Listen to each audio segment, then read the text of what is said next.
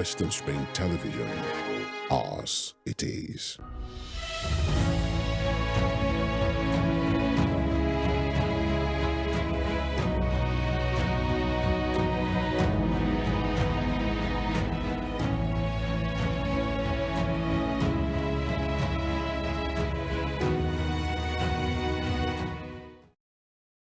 Hello and welcome. I must also say good afternoon to you, the viewer at home, and welcome to Pertinent Questions, our program, 45 minutes of engagement. On this program, we engage our guests as to the reality, the trending, the circumstances we find ourselves in. Yes, currently in Nigeria, there is a trending issue in our polity that has been triggered off, I should say, by the Supreme Court decision, or better still, the Supreme Court's interpretation of the law, which now gives final, or rather financial autonomy to the states at the federating unit of the states as the federating unit of the Nigerian nation state. Elections are now being conducted hurriedly, you may want to put it, because some are put in place in just less than 2 months, by many of the states to meet qualifying for the Supreme Court new norm. Before now, and for quite a long time, local government elections appeared to almost always favor the controlling political party at the state level that is in charge. A sitting governor as an emperor in quotes, will commandeer or appears to commandeer, and then everybody holds the line. And if they were from the opposition party, they are seen as being antagonistic to the central government. This challenge has made the National Assembly, particularly the Senate, to desire a new election management body to conduct local government elections in the country. The question is, will it be for INEC? They have not said so. Will it be for a completely different electoral body? It is still in the cooking. But all that the Senate is looking for is a national body that will be holding elections for local government. And this is what we are here this afternoon to discuss in part. It's a big background we have given today as to how politicians or political parties in their various federating units tend to lord it over and then win and win as if no opposition exists in the state. Therefore, for what we have been seeing, it calls for some measure of civic education on our part. So this afternoon, I've brought in a man who knows his onions, a man who more than 30, 35 years has belonged to a system that conducts elections. A man who in the last 17 years, 18 years after his retirement has not retired, but continued to act and engage in electoral matters. My guest is a distinguished scholar himself, a former university teacher who became an INEC director before he retired some 18 years ago. I speak of a man I can easily call a consultant in the electoral process. Dr. Jimoh Akanni Agboola is my guest today on the program. Doctor, you are most welcome. Thank you very much. Let me formally welcome you. For the elaborate introduction. Yes, Thank you deserve it because I had not even finished. Before he retired, he was the director of the INEC Electoral Institute. Today, if you want to count 1, 2, 3 Nigerians who are professionals who are real uh, consultants in the industry of electioneering or election, the conduct of election. The name Jimoh Agboola will be one of the three. That's the man I have the opportunity to welcome into the studio and to say, yes, it's a big catch. And I'm happy to be here to fire you questions. I am Adetoyese SHITTU-ALAMU, the host for this program. And we are discussing the planned electoral reforms that the Senate is trying to bring about as it concerns local government elections. Dr. Agboola, what is an election management body? Oh, it's a very simple one. An election management body is that which is legally saddled with the conduct of election, but it has other duties as as provided in as provided in the law. Usually, apart from conducting election, they undertake voter or civic education. They can engage in referendum if there's a need. But the major work is to manage the electoral process and the content of electoral process. And an electoral management body can be at the national level, like you have INEC. It can be at the state level, like you have OSEC. In Nigeria, we have two main electoral bodies, the Independent National Electoral Commission and the State Independent Electoral Commission, at least as provided by the Nigerian Constitution today. Can we have a third tier? A third tier for local government election? The 1999 Constitution, as amended, does not make provision for a third tier. Okay, but it could be done. Oh, well, it could be done. Okay. It could be challenged. Right. It could be upturned, as the case may be. Yes, we all hanker after free, fair, credible election. As a consultant, as a man who has seen everything you must see in that industry, what factors can lead an electoral body to be seen to have held a very free, credible, and fair election? Oh, it's very easy. We talk of many variables, many factors. The very first one is independence. And it's just not labeling the electoral body with the word independence, but ensuring that they are completely independent from the control of the governor, the president, or the chairman of the local government, as the case may be. But at the very fabric of this independence is financial independence. If an electoral body has to go cap in hand to the president or to the governor, that independence is just a name. And when that happens, the electoral body cannot provide magic. For now, the Independent National Electoral Commission, INEC, is completely independent. Where we have the problem is the State Independent Electoral Commission. That is why they are being labeled as being unable to conduct elections freely and fairly. But I disagree with that. I have defined independence as having basic financial independence. If any electoral body has that, it should be able to conduct viable election, credible election. But that's not the only variable. Then you have officials it will appoint to conduct election, whether permanent or ad hoc.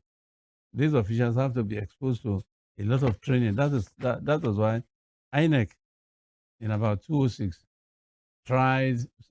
before 2006, established the the Electoral Institute to take care of the professionalization of staff. If those who will conduct the election are not well trained, this will create trouble. That is why some people say those who vote are not the problem, but those who count the votes. Those who count the votes are the permanent and ad hoc staff, and who deal with the election. The other thing is the basic legal framework for the conduct of election. If the basic framework is not there, you can't have a credible, a free, or a fair election. And usually, the Constitution is a basic legal framework. Electoral Act is a basic legal framework. If at the state level, with a state independent electoral commission, laws that are made in the assembly, judicial pronouncements, all of these rules and regulations, ethics, which are dished out by various electoral management bodies, are a basic a basic legal framework which determines the success or failure of an election. There are other things. Exposure of the voters, of the populace, to the basic rules, to their rules. If you don't tell me how to vote, and I don't vote correctly, I'm merely wasting my time. So all of this, the accumulation of all of this will form the basis where you can say an election management body has conducted a credible, a viable, or an election that is acceptable to the generality of the public, or even that is uh, that is acceptable in terms of international based practices. There are various variables, some of which I have outlined. Why do you or why are elections said to be in cycle? Okay, election is not an event. That is a mistake most of us make. Election is a series of actions and activities which you do before the election, which you do during the election, and which you do after the election. That is why it is thought of as a circle. What you do before election, what you do during election, what you do after election. For example, before election, you do training, you do publicity, you prepare the legal framework, and then you go on to the election period.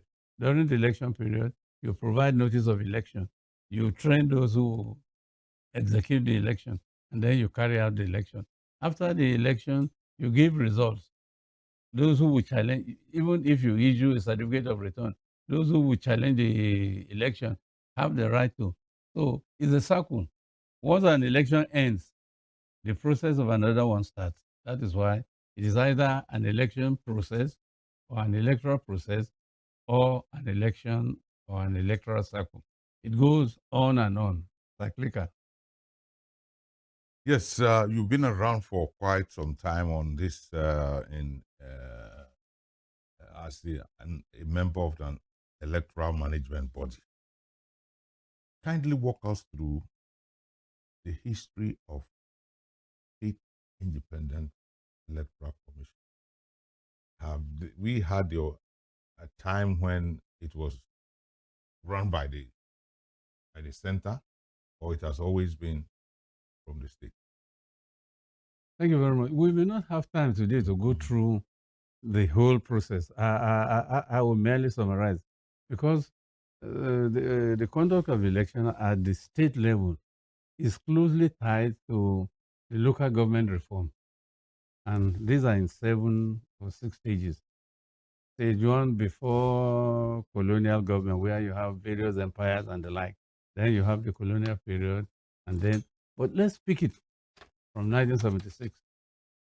The 1976 local government reform is the watershed that actually transformed, radical transformation of the electoral system at the local government level.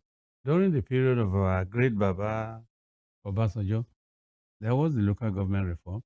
And by 1979, you had the constitution, which created SEC, State Electoral Commission. But like I have written and said on many occasions, governors did not allow this to operate. They preferred caretaker committees and the like.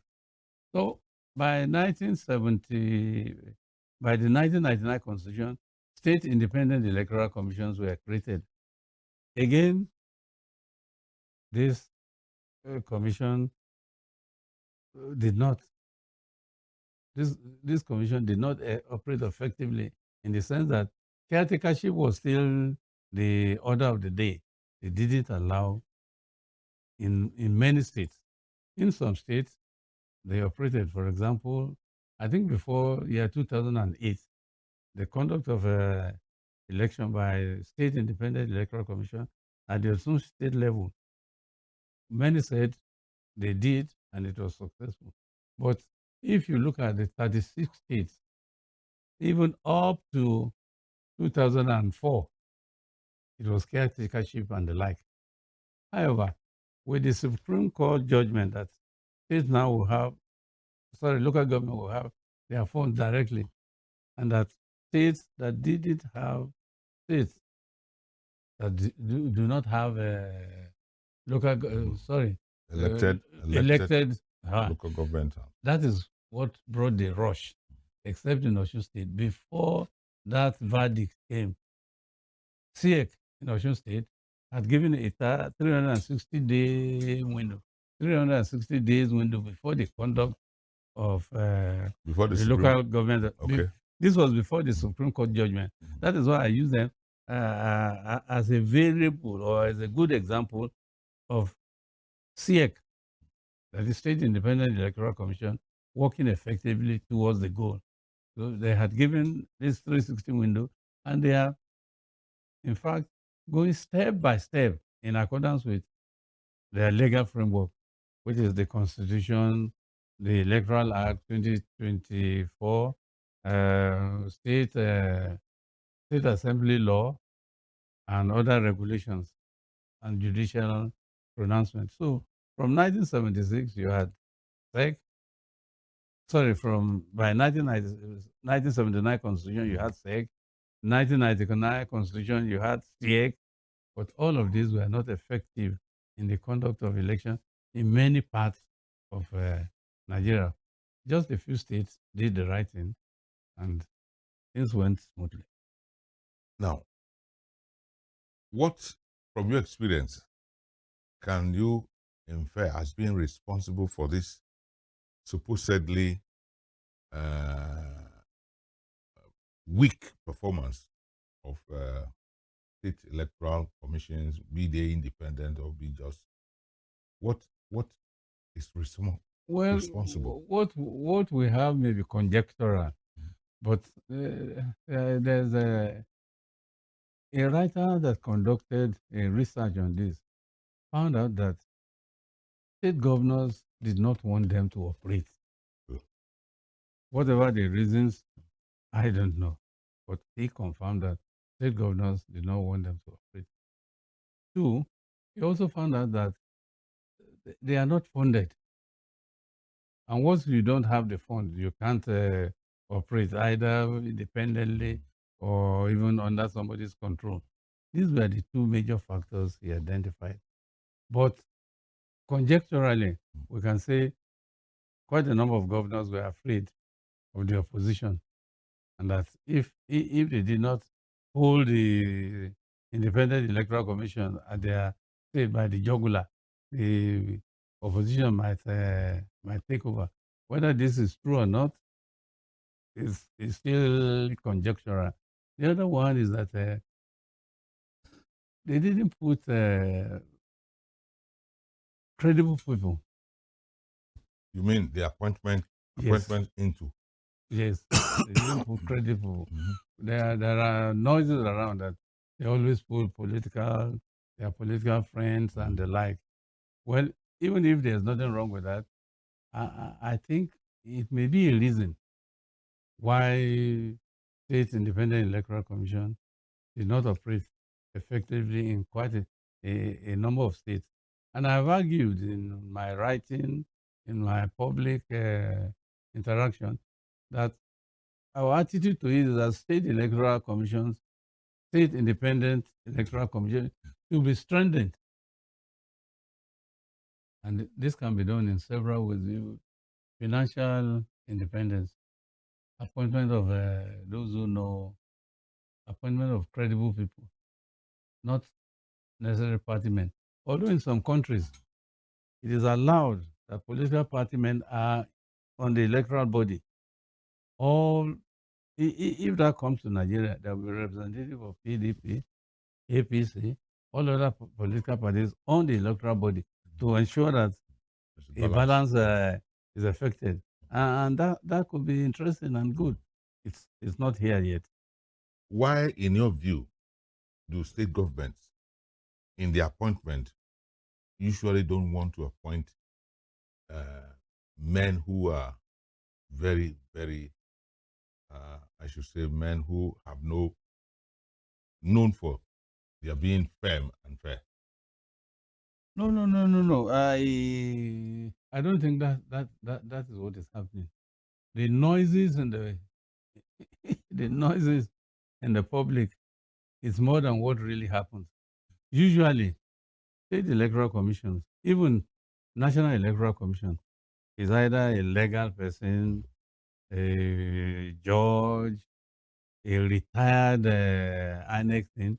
You find that most of the most of the RECs, Resident Electoral Commissions at the state level, quite a number of them now are retired or even serving directors or former electoral officers. That is, those who know about the conduct of election.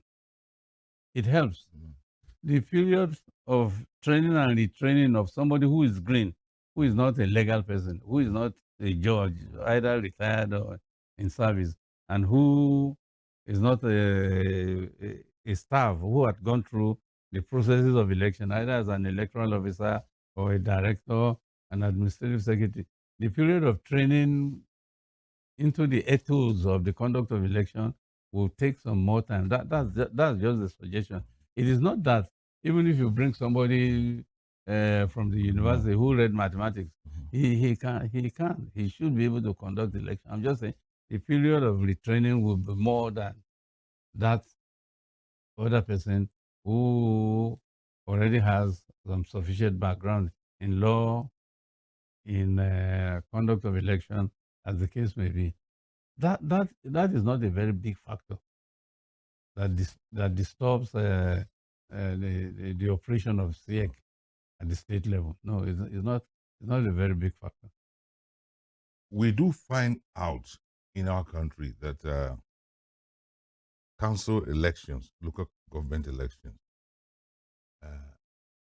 are often, almost all the time, won by the sitting governor, be he an ally of the center or not. So it has become a national thing. It has been given a national outlook. What informs a party wanting to win all the seats in a local government? Maybe we should look at this question from another perspective. I have talked about an evolving theory based on my experience in the conduct of election for these several years.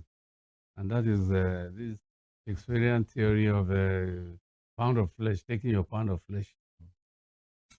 In any situation, in any electoral situation, where the governor, the president, the local government chairman,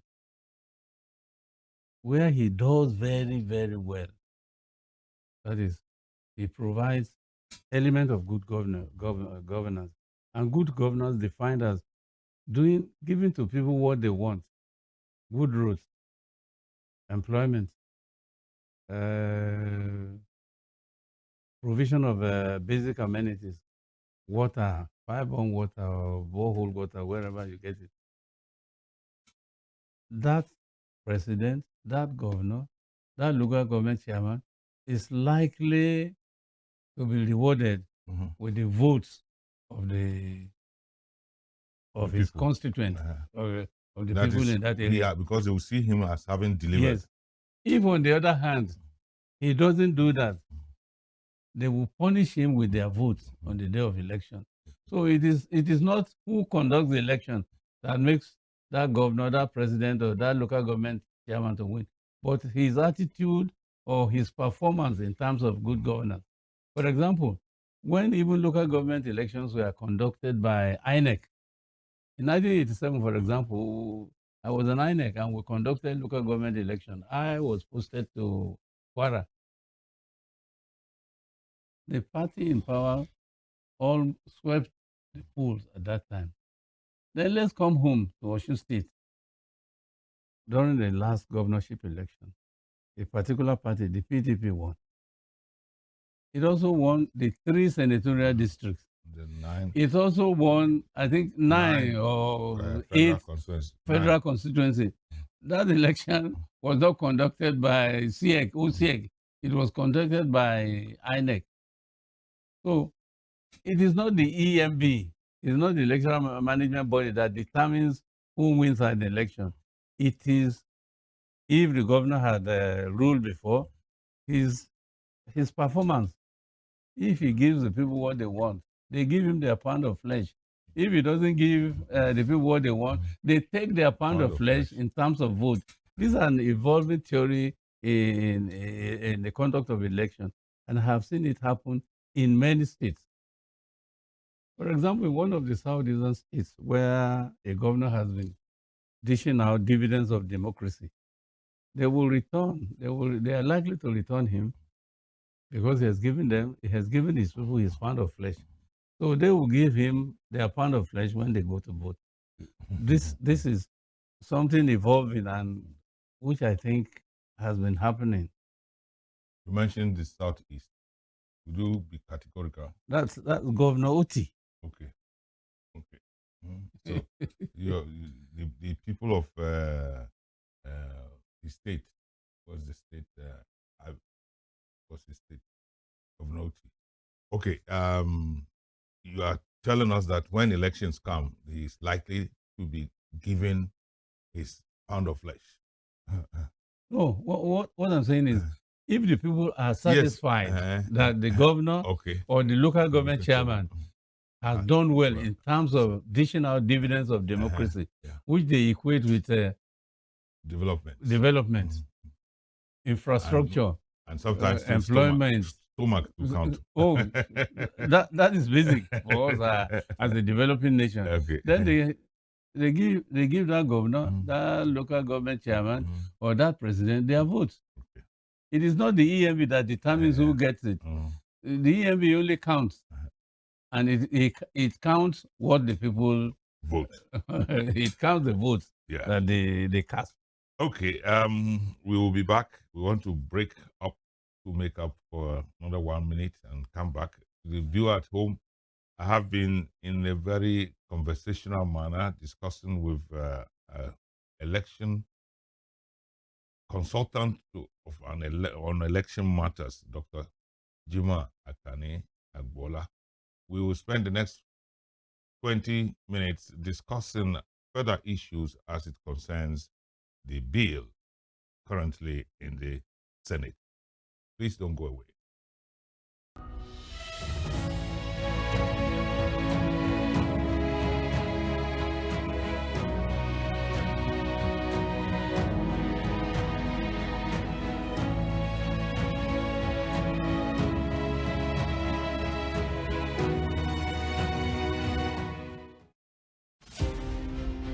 James Ajibolaige was a lawyer who obtained his first degree in classics from Nigeria's premier University of Ibadan. Born September 13, 1930, the orator and the polyglot spoke impeccable English, French, Igbo, Hausa, and Yoruba languages. His fine diction placed him among classical orators and public speakers like Cicero, the Roman orator. This attribute earned him the prefix Cicero of SLK. He authored Kaduna Boy, an autobiography, Detainee's Diary, Constitution, and The People, among 6 other books. Bolaige was a colorful politician, elected governor of Oyo State in 1979 and appointed a federal minister in 1999. He was a pioneer founder of Afenifere, the Yoruba social, cultural, and political group. He invested his political sagacity to propel the group to the height of political leadership and decision-making in the southwest of Nigeria. Bola Ige was assassinated on the 23rd December 2001. His murderers are yet to be apprehended till today. Western Spring Television identifies Bola Ige as a watershed character in history.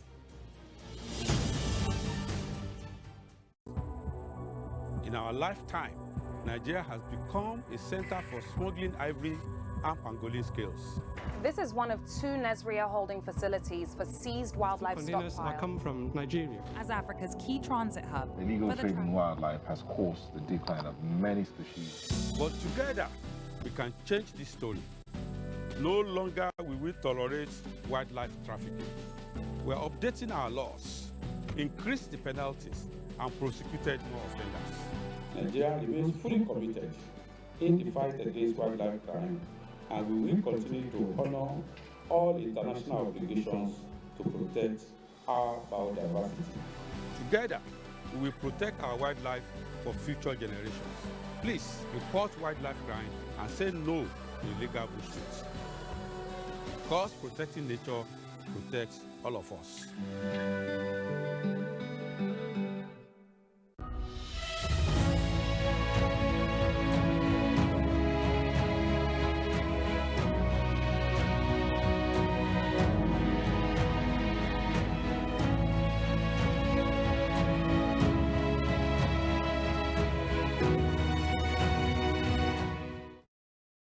Welcome back to the show, Pertinent Question.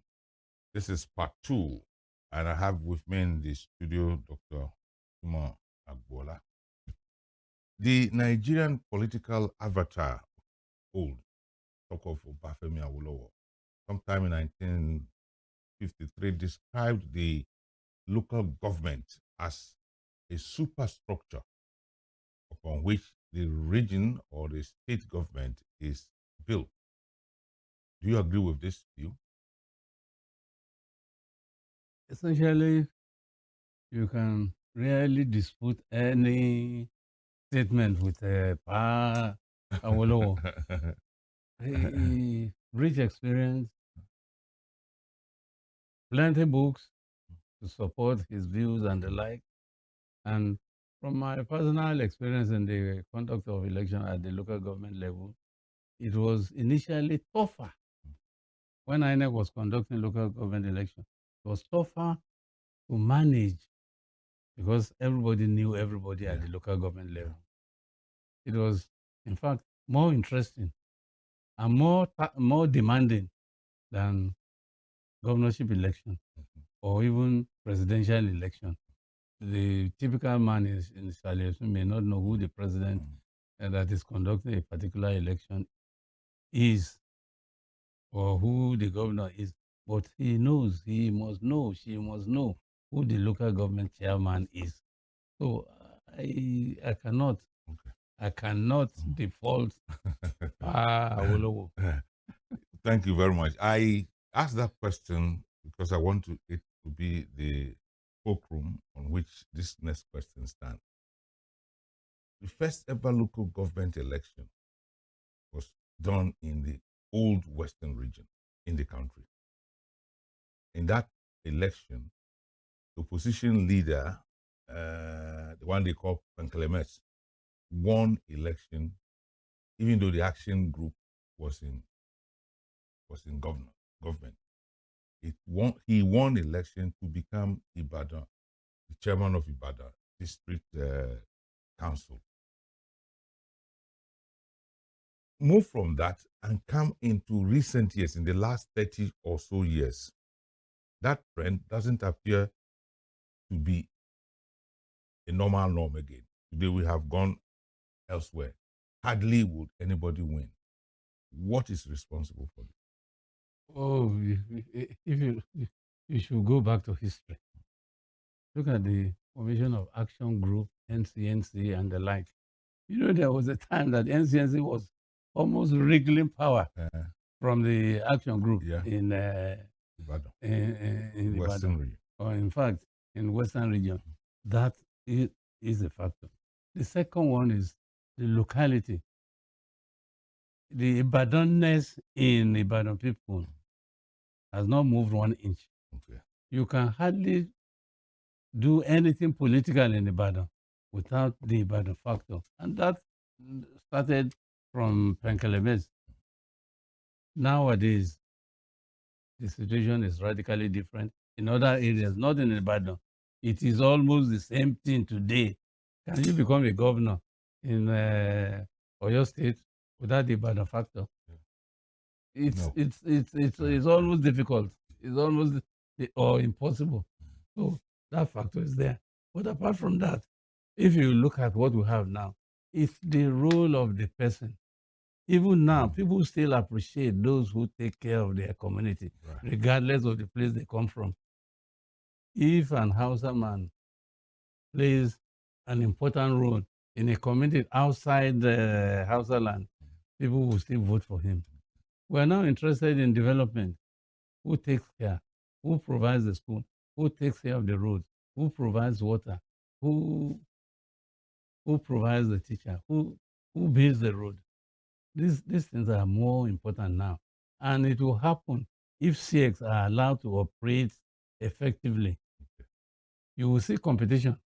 Even in Osun State, where you think the man in power, the man in government does not do well, and somebody from another party does well, is recognized in the community, he will flog that person on election day.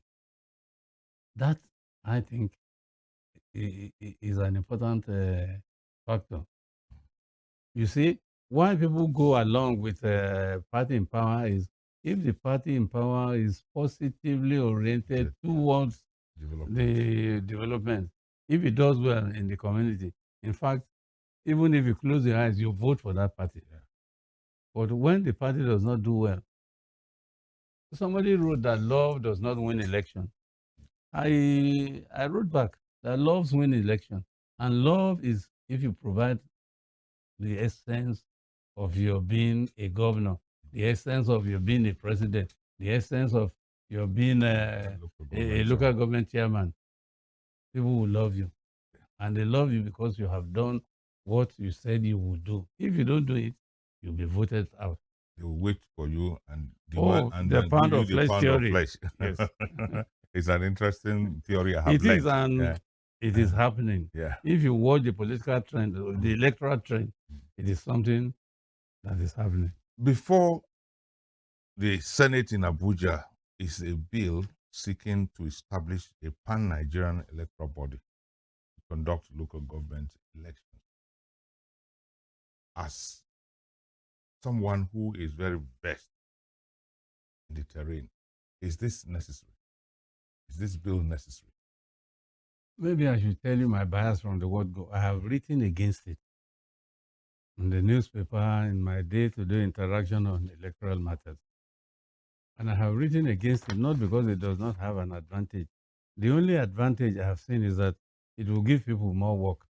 If there's INEC and there's another electoral body, okay, there'll be another electoral body in Osun, in Oyo, in Ekiti, in the like, and they will have offices all of the places. It will give employment. Apart from that, personally, and from my experience in the conduct of elections, it is not necessary. I was thinking we should allow CX, State Independent Electoral Commission, to survive. We should strengthen them. I was thinking there should be legislation, either at the national or even state houses of assembly, to strengthen CX. If INEC can take care of the national level, CX will also be allowed to take care of the state or local government. That is my bias.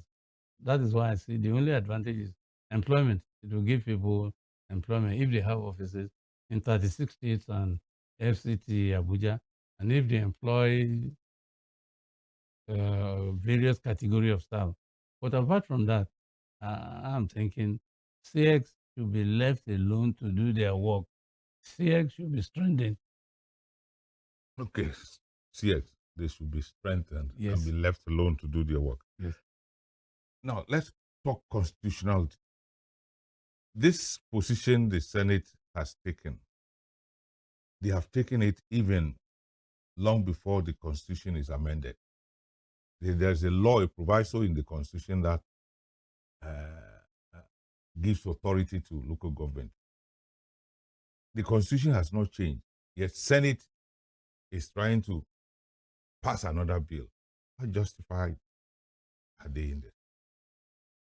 Well, my knowledge of the law is very shallow. But I'm thinking if something is if an issue is a constitutional matter and it's to be amended, I was thinking it should go around all the state houses of assembly. What the law permits. Yes. If the houses of assembly is 36 and FCT, if they say it should go, then it should go. But I'm thinking no house of assembly will want to say, we want to kill one of your institutions, and they will provide the bullet and the gun to fire that institution. Rather, they should suggest what can be done to strengthen that institution to operate effectively. My argument in some cases with friends is that whether you have EMBs at the national level, conducting election at the state level, they are all Nigerians. You won't choose somebody. If you choose Agboola for SEC, you choose the same Agboola for INEC. It's still Agboola. What is the difference when Agboola is chosen for INEC and when Agboola is chosen for SEC? Maybe at INEC, I'm giving all of the instruments of office. I'm made to condemn it in, even if it's the president that wants it.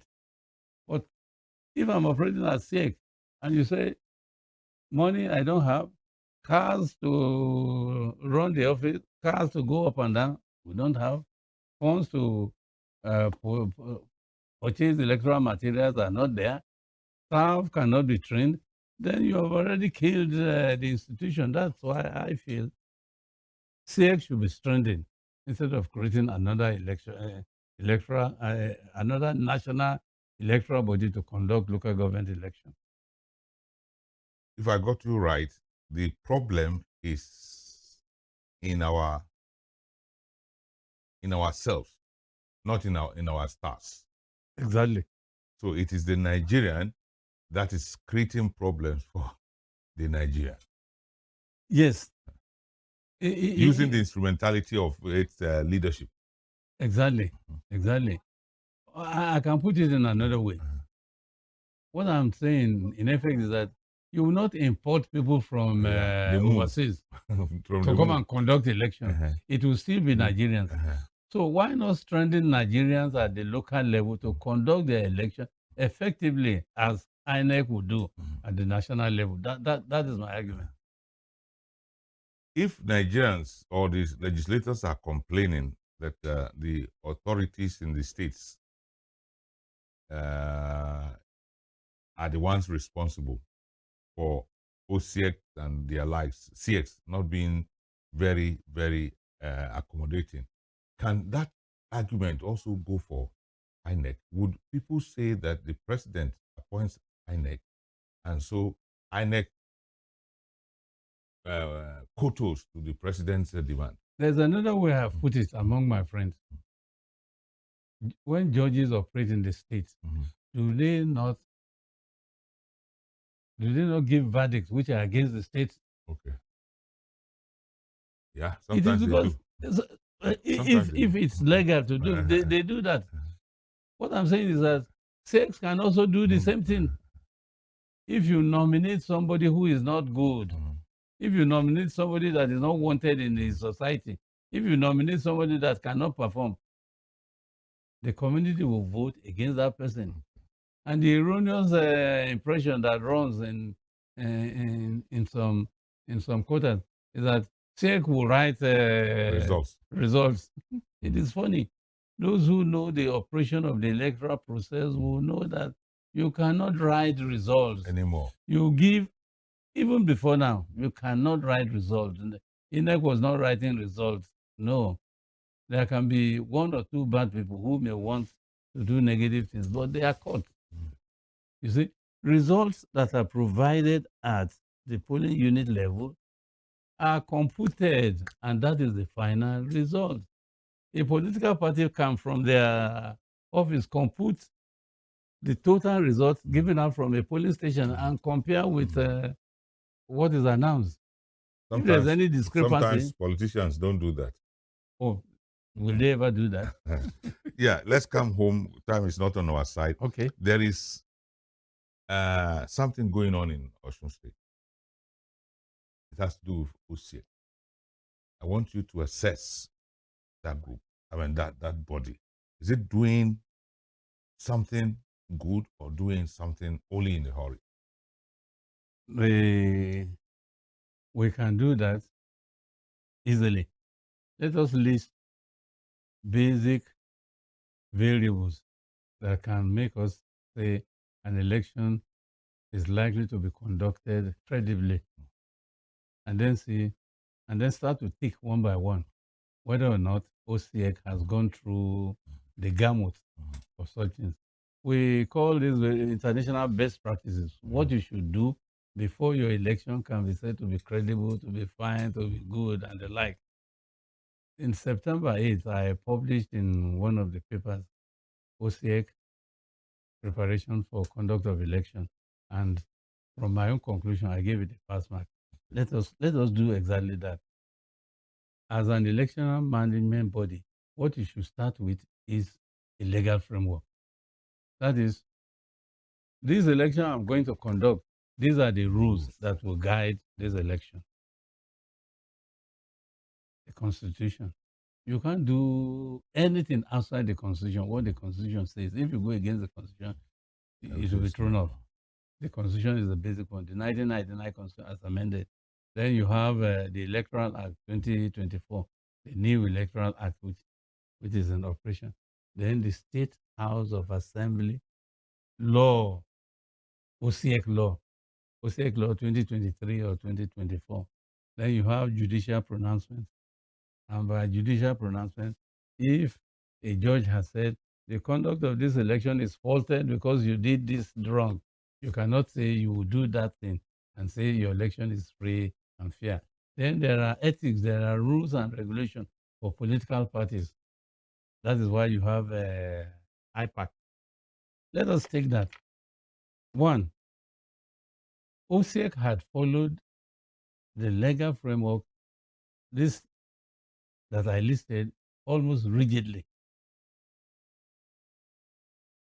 One, it indicated that this election will be conducted on February 22nd, 2025, given 360 days notice.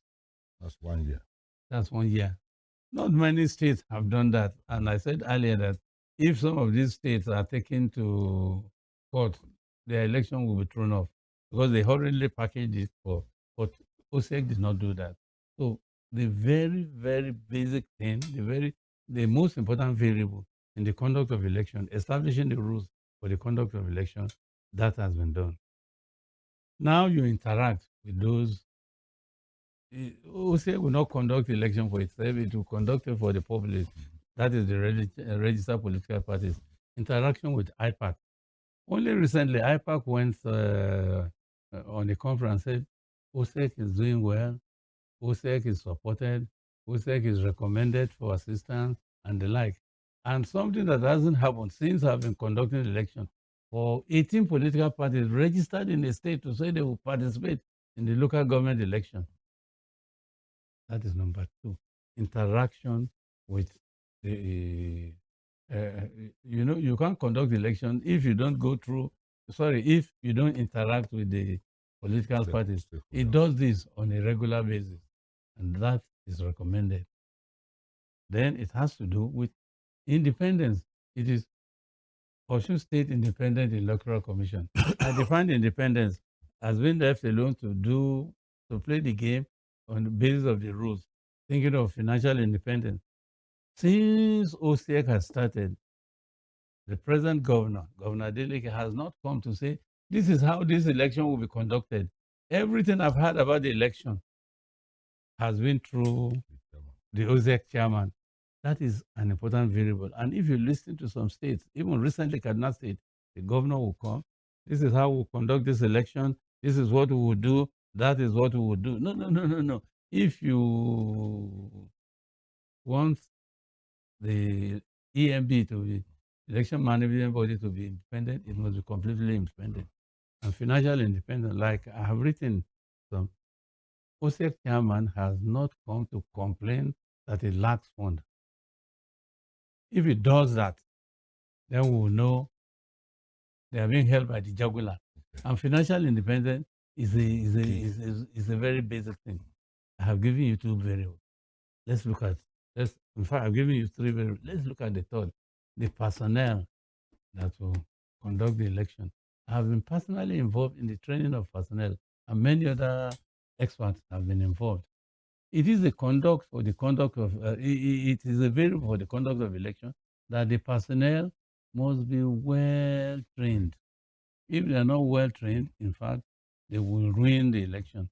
I have been involved in training of personnel. And by January, February, we will still go on with training of personnel because ad hoc personnel who conduct the election should be trained towards as close as possible to towards the election, by the election. So that is also there. That is another variable which OSEC has gone through. There are others. Interaction with the populace in terms of voter education or civic education. In fact, it has produced a manual, voter education for the conduct of 2025 local government election. It has given guidelines.